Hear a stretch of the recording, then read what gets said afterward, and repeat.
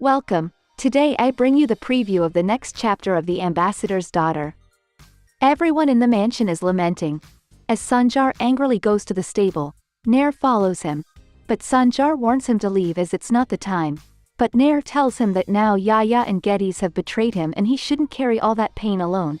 Sanjar says it's what he deserves and he will leave with Gigi. But Nair stops him. Sanjar asks her to let him go. But Nair says he always interferes in what she wants or doesn't want to do. So she will interfere too if only for once and is not going to let him take Gigi away until they talk.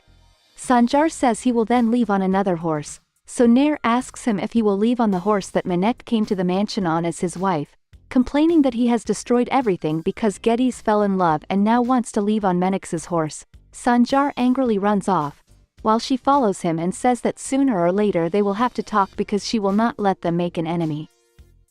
Sanjar crosses up the mountain while remembering his friend Geddes, while Geddes goes to the beach to think and also remembers his moments with his friend.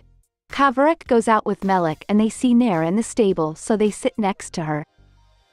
Halise and Rafika cry in the mansion lamenting what happened between their children. Halise complains about Sanjar being betrayed by his brother and his friend, and blames Nair for everything. Elvan shouts at them that Nair is not to blame for anything, so Rafika furious asks if Geddes and Sanjar are fighting out of nowhere and Halise says that it all started because Nair went to the wedding. Elvan shouts that Nair only went to take Melek and not to look for trouble. Zara supports Elvan and says that before blaming Nair they should see their children first, since Yaya kidnapped Nair. Geddes is in love with Nair and Sanjar sent her to die. Halise asks him what he means, whereupon Elvan recalls when Nair told them that Sanjar actually sent her away and that's why she jumped off a cliff. Zara tells Halise that Sanjar has hurt Nair a lot and she should ask him about it and Elvan warns to stop blaming Nair. Atik arrives and angrily claims that they defend a mistress of a married man so much. Zara gets upset with her, so Atik says she should defend her real sister-in-law who is Menek and she hopes that if Menek loses the baby because of Nair they will be upset. Elvan asks her where is Menek and if she stayed pretending to be sick. Atik shouts that is slander but Golsier also attacks her, so Atik complains to Halise for allowing the attitude of all there. But Halise says that she has a big problem and that she is not going to pay attention to what the others say or not about Menek. Besides she asks her where is Menek.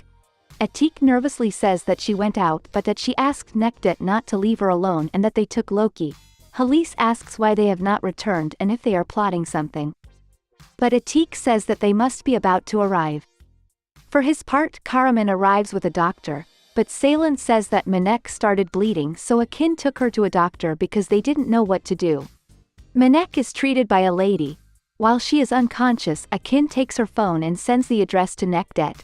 Karaman calls Menek so Akin answers. Karaman asks if Menek had a miscarriage, but Akin says no and the baby is fine. The lady tries to say something, but Akin shuts her up. She says she just has to rest and Nekdet will pick them up later. Karaman tells Seylan that Menek is fine, but she doesn't believe it as there was a lot of blood. Karaman says that if Akin lied he will find out from his spy in the mansion. Seylan asks him who his spy is, but he refuses to answer. Nekdet arrives at the location and seeing his sister unconscious comes in worried. Akin asks him to calm down as she is fine. He introduces himself. Nekdet asks him what he did to Menek, but Akin says he did nothing and if he does what he tells him he is going to become a millionaire. But Nekdet refuses his offer, saying he doesn't want to do anything wrong and Sanjar gives him a salary. So Akin says he will give him 5 years' salary in one go. So Nekdet accepts and asks him to tell him what happened to Menek. So Akin gives him the news that Menek had a miscarriage. Menek listens to them and laments about losing her baby. Nair laments saying that she wishes she had never shown up there, as she has only destroyed everything. Elvan tells her that this is not so and that had they not arrived there they would not have met Melek, but Nair says that they would have Menekse'S baby and be happy. Nekdet arrives with Menek in a cab. Menek is on the verge of crying so Nekdet asks her not to be sad because if they find out about the abortion they will be kicked out of the mansion. Golsier receives them and asks about Loki. Nekdet says that when they left the store Loki was not there so they left in a cab. Menek doesn't say anything so Golsier asks her if she is okay. As she is very pale, Nekdet replies that Menek is just tired and they enter the house. Atik receives them and asks them where they were. Nekdet whispering says that they will talk in the room. Halise asks Gulsiye what happened. She tells her that Menek came but she is very strange, so Asiye says they should call a doctor, so Halise agrees. In the room Atik scolds them for taking so long, as she was afraid Halise would find them out, and talks about the crib they bought for the baby. But Menek crying says her baby is gone and now she no longer has a son, a husband or a mansion.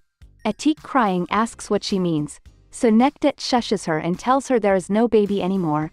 But no one must know because they will be kicked out.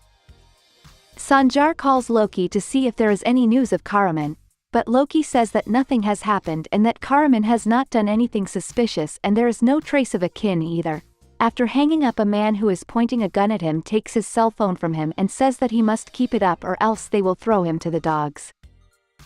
Menek blames Loki for her miscarriage, saying he scared her, and complains that Nair is better than her because he has a son and she doesn't. Halise enters the room, so Menek wipes her tears. Halise asks what happened, so Nekdet says that Atik didn't like the crib and since Menek is sensitive because of the pregnancy she started crying.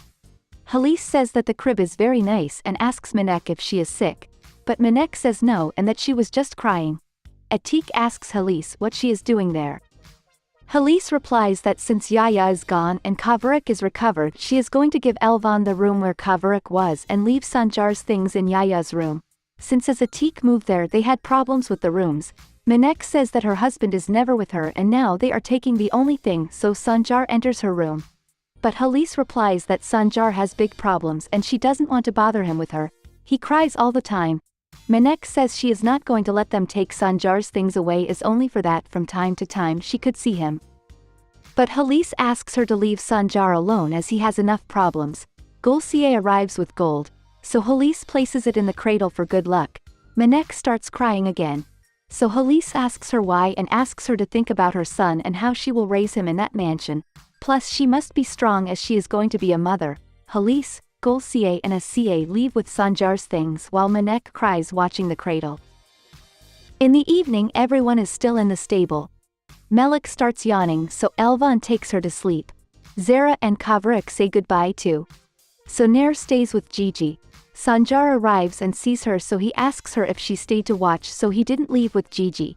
Nair says they should talk about Geddes, but Sanjar asks her if she has been there all day being hurt, complaining about her stubbornness. He also claims her for lying to him and hiding from him that Geddes had told him everything. So he asks her if she then returned to the mansion because Geddes declared his love for her.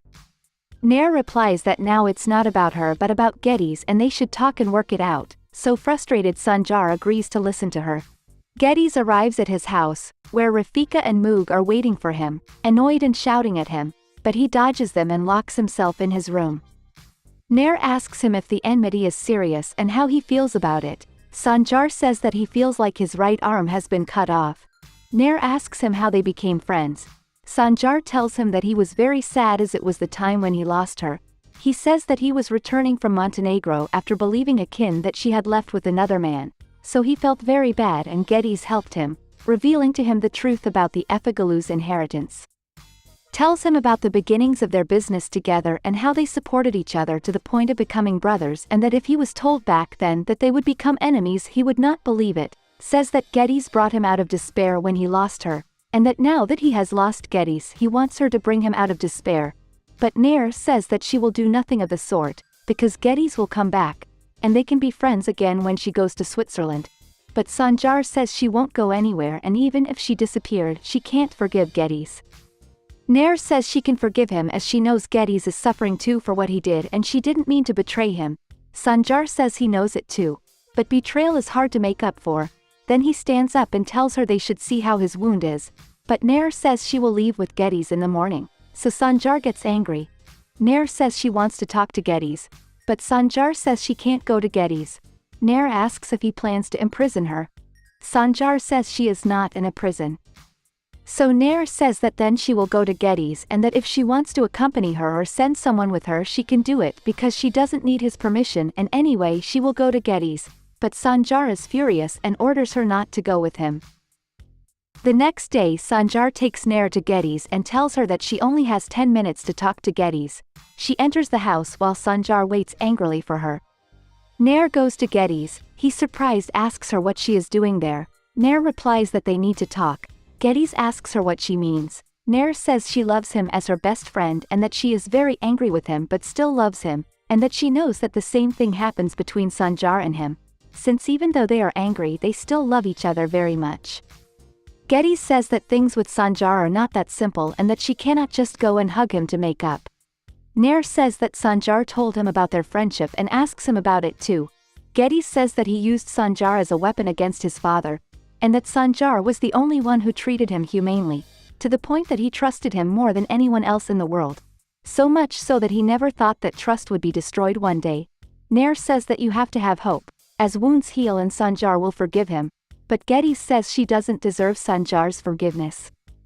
Worse, Sanjar doesn't deserve her either. Nair says she hasn't forgiven Sanjar.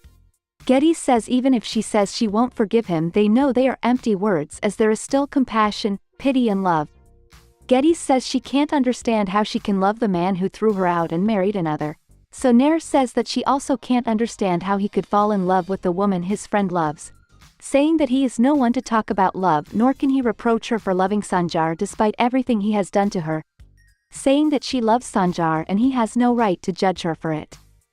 Not even if she forgives him, because that is her life, her love and her pain, and he can't do anything about it. And so we end this preview. Until next time.